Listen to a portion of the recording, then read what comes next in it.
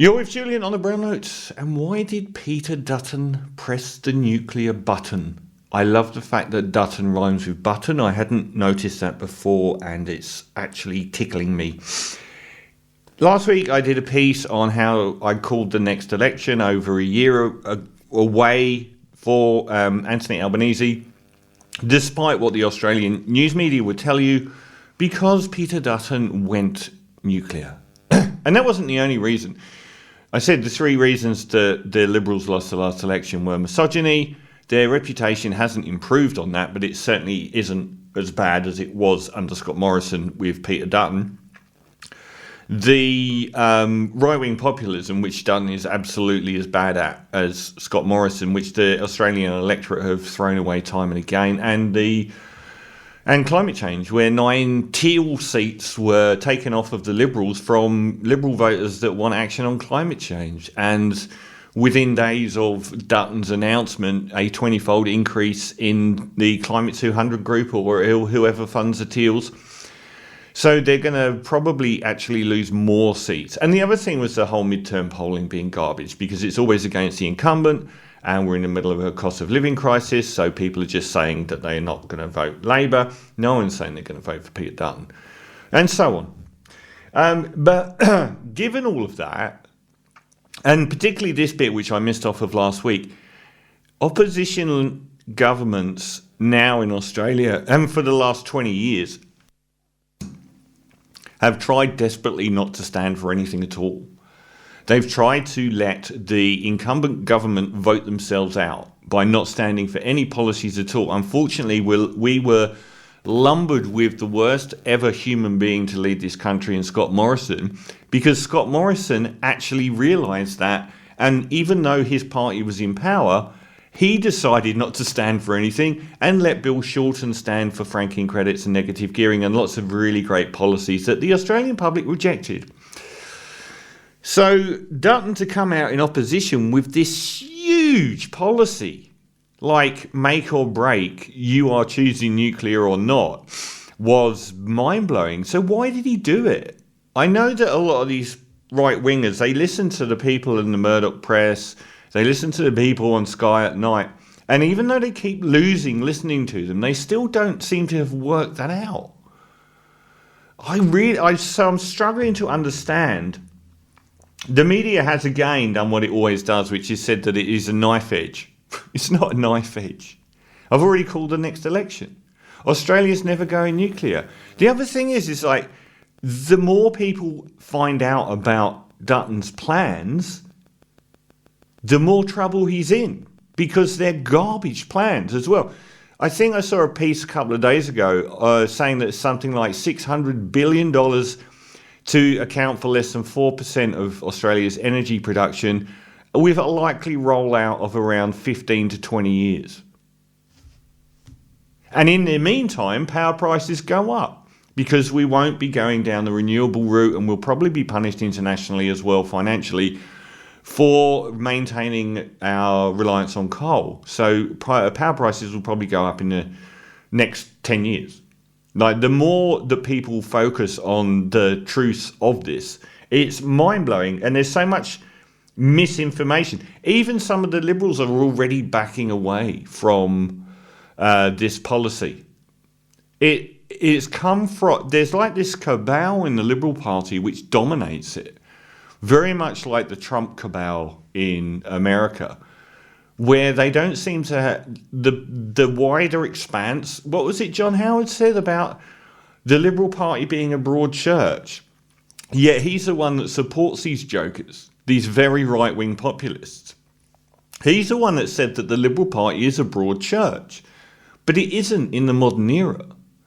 It's my way or the highway, and we're going to focus on these issues. They don't have any policies on any other issues apart from, these ad hoc right-wing populist cultural Marxism brain farts. The cost of living crisis is the number one issue in the country. They're not even offering anything apart from saying that we'll build nuclear reactors that in 20 years' time will deliver you cheaper power, which has been proven empirically wrong in a lot of cases. A lot of people are out there now just throwing stuff around from other countries, saying, look how much the rest of the world's taking on nuclear. None of this is true. The rest of the world isn't taking on nuclear. The countries that have done well with nuclear built their reactors 40 years ago, like France, who are encountering enormous costs in decommissioning the ones that they built 40 years old that are no longer fit for purpose. People are throwing around Finland, saying Finland's just gone nuclear and it's shaved 400% off its energy bills. The difference between the right and the left is I'm a lefty. I research everything that happens, that comes across my desk. I research it. The right never do. It took me about 5 minutes to find out the story in Finland, which is that they've got a massive surplus of hydroelectric energy power, that they reduced their energy costs massively after the Ukraine war because they were so reliant on Russia. The nuclear power only powers about 34% of their grid, and that out of the 5 currently operating nuclear power stations in Finland, 4 were operational before 1980, 44 years ago. They are not a good example. Australia is unique in its ability to harness renewable energy. The only reason they're pushing nuclear, and every 3 or 4 years, whoever it is that is bankrolling this whole endeavour pops up and rolls out a juggernaut of, yeah, we got to go nuclear, like some weird drug dealer down an alleyway. But no politician has ever grabbed it before like this. It's basically people that are ideologically opposed to renewable energy because they believe it's a left-wing conspiracy, as they believe climate change is a left-wing conspiracy.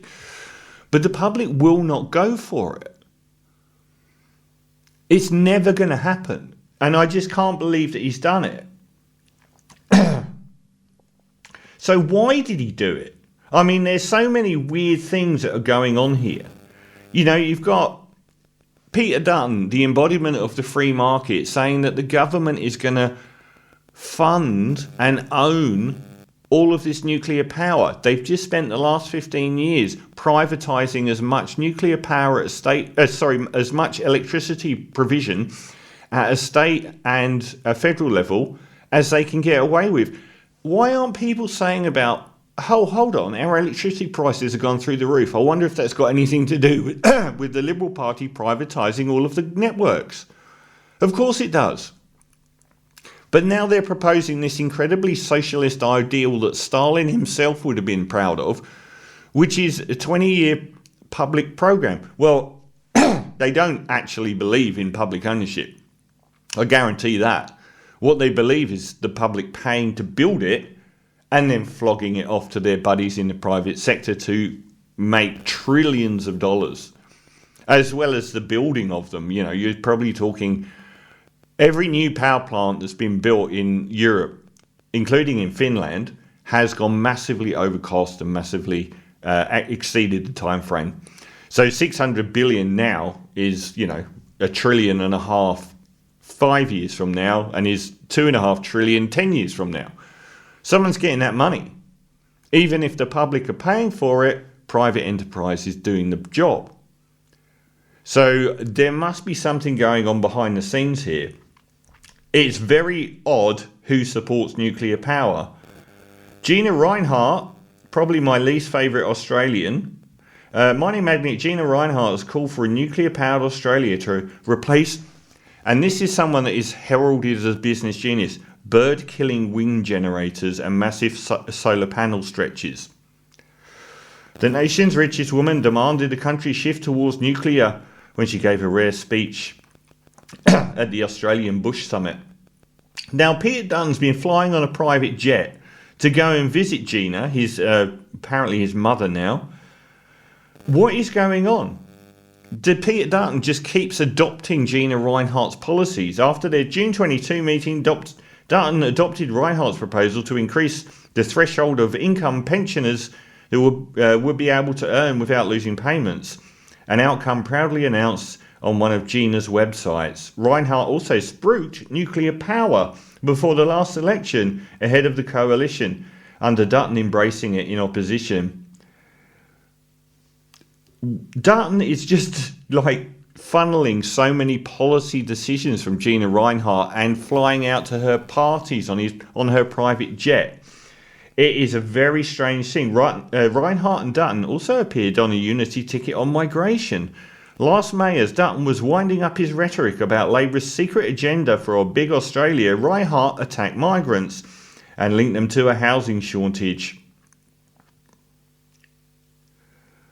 Even though she was the one that gave the Labour government approval to bring in 1,700 foreign workers for her own mines. Little bit of hypocrisy there, I guess.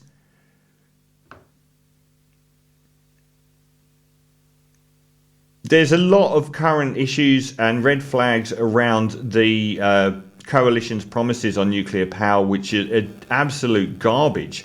So the time frame, they're saying that in the middle of the next decade, they will get one of these nuclear power plants working. That's 11 years away. In all reality, it's 20 years away that they will get this going. Uranium is an incredibly rich resource in Australia. Is there something more going on here? I think we've got the largest deposits of uranium in the world. So the fact that we don't have nuclear power is an enormous problem.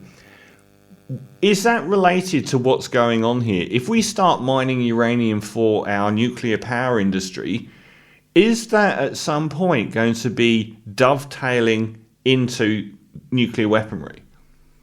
Will we then be able to sell our uranium for nuclear weaponry to America and the UK and probably Israel?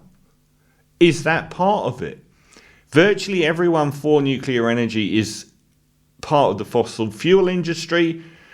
They look at it as a way of attacking renewable energy, which they see as their enemy. But when there has been nuclear energy, which is often touted as green energy, which isn't true at all.